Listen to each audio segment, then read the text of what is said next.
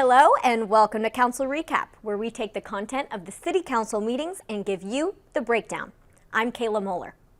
There were two presentations this week. First, Council presented a video on the National Night Out event that was held on Tuesday, August 3rd at the Memorial Park. National Night Out is a nationwide event to strengthen the relationship between community members and their police force. Hawthorne's successful National Night Out included food, games, live music, horses, and a chance to interact with the HPD. Next, we heard from Tyrone Thompson, project coordinator from the AMAD Institute. He gave a presentation on secondhand smoke and its dangers. The AMAD Institute is focused on creating a smoke-free Hawthorne and reducing exposure to secondhand smoke.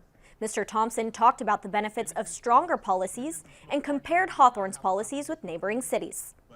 In the resolution portion of the meeting, Resolution 8295 was adopted to authorize the interim city manager, the city treasurer, and the finance director to make LAIF-related transactions. LAIF is a local agency investment fund created by California Government Code for the purposes of investment.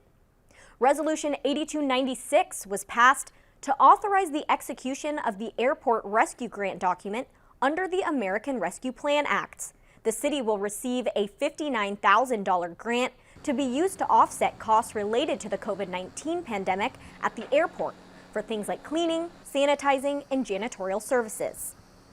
Resolution 8297 was adopted to appoint Councilmember Angie Reyes English as voting delegate to participate in the League of California Cities annual conference, which will be held September 22nd through September 24th, 2021 in Sacramento, California. Council members L. David Patterson and Alex Montero will be the alternates.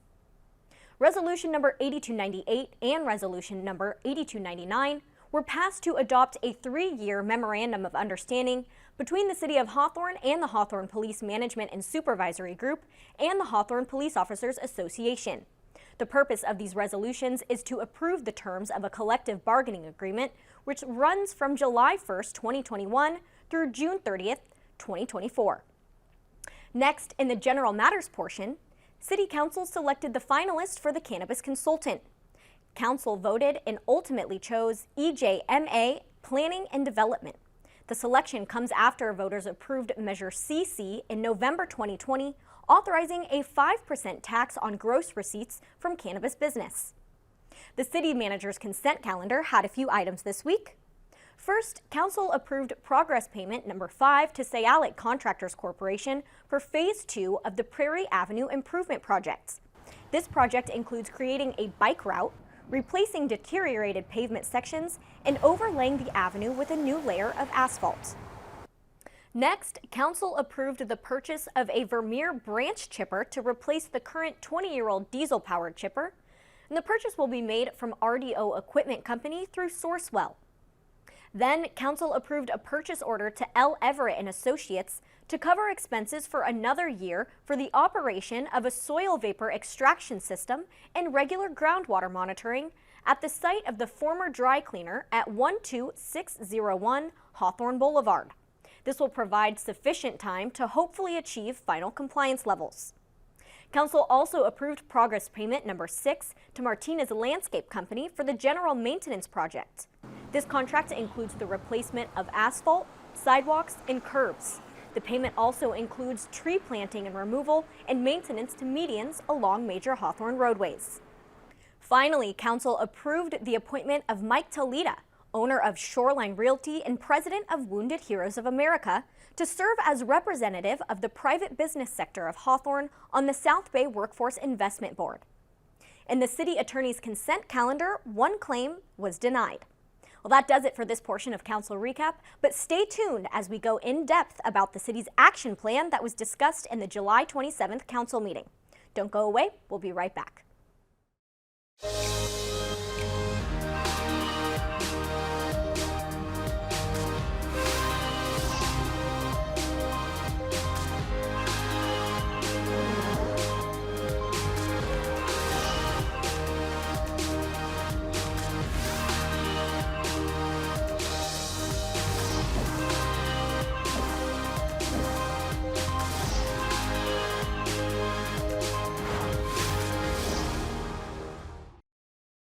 When I was in foster care, I never knew when I would have to move, so I always had my suitcase ready to go. Then one day, I was adopted. My new parents opened their hearts and home to me. My parents cook my favorite breakfast for me every morning. My parents take me on trips I never thought I would go on. They gave me a home and an even better reason to use that suitcase.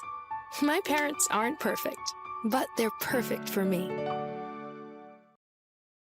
Welcome back. With us today, we have Christopher Palmer of the Planning Department. Hi, Chris. How are you doing today? I'm well. Thank you for having me. So I just wanted to talk to you about this program being implemented that's available for businesses within the city of Hawthorne. Can you just kind of break it down for me and tell me what's going on? Yes, you're referring to our commercial improvement facade program, or facade improvement program, however you like to say it. But what it is a program that it's a program that provides businesses in the city with funding to do a facade improvement. So if you need a new paint job, if you need new signage, if you have code enforcement issues that you need help with resolving, the facade improvement program is the program for you. Okay, great. And can you kind of touch on where this money is coming from and who's eligible to receive the money from this grant? This is part of the city's annual action plan from the CDBG, which is Community Development Block Grant.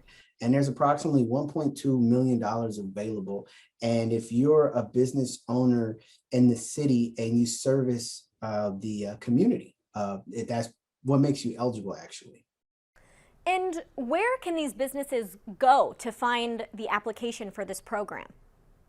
Right now, the cities can contact our CDBG department, which is housed in housing, and that number is 310-349-1600 to get some information. They can also contact the planning department at 310-349-2970.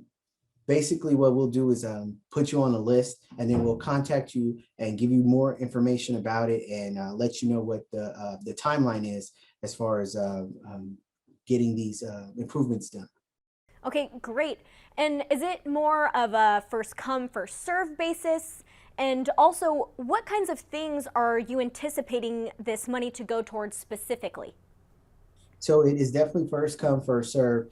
And what we anticipate the funds being spent on is painting, signage, things that'll bring life back to your storefront. We understand that there's different things that may have occurred over the last year, and you may need some help with that. And so, if there's some chip paint, if there's graffiti, if there's anything that you need to kind of upgrade the exterior facade of the building, even a consultation, if you want to talk to us about how to get it done. You don't know what architects and contractors to talk to, we can actually help you with that as well. And as for this program coming about now, is it due to the coronavirus pandemic? Yeah, it's something that's been in discussions for some time, but the coronavirus and pandemic did jumpstart the need to have this done now. Awesome. And my final question is, because there's been questions about this in the past, how do you determine what a business is? There are a lot of micro businesses out there, or business owners who work out of their home. What would you say to that? If you're a brick and mortar business in the city, you're more than likely eligible. It really has to do with the population that's served. So if you're a tax office and you're serving our community, you should qualify. So basically, it's getting the application in. We'll see where you're located. We'll see that you're a business that's licensed in the city, and we'll start the process of getting your facade improved. Is there anything else that you'd like to add?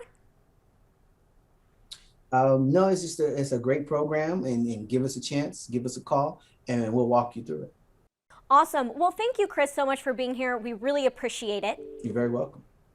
And viewers, if you have any more questions, you can call the planning department at 310-349-2970.